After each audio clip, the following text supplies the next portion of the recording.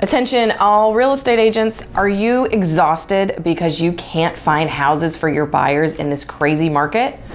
I'm Lindsey Johnson with Watson Realty, and today I am going to talk about ways that you can dig up some inventory in a housing market where nothing is available.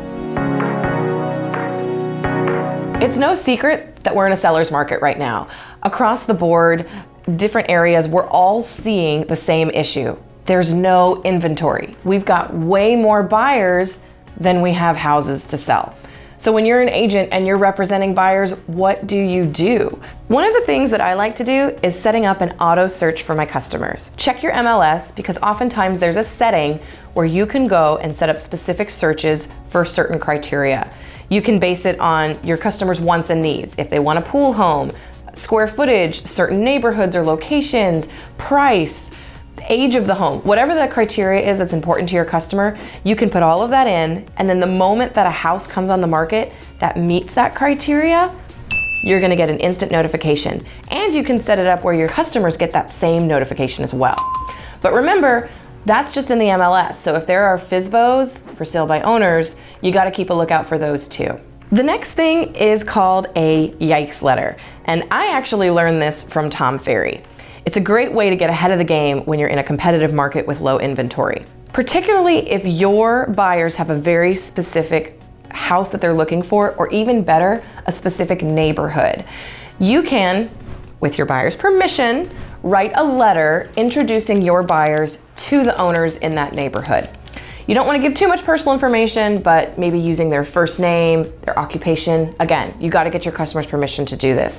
But you're sending it out to all the owners in that neighborhood saying, hey, like my buyers, Susie and Sam, love this neighborhood. They're pre-approved, they're ready to go. Have you had any thoughts of selling your house this year?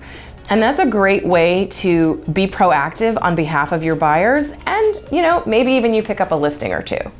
And last but not least, probably the obvious answer is when these houses are coming on the market, have your buyers locked, loaded, and ready to go. They better have their proof of funds if they're a cash buyer. They better have their pre-approvals secured. If you need to know about pre-approvals, feel free to see my video where I talk about the best ways to get pre-approved.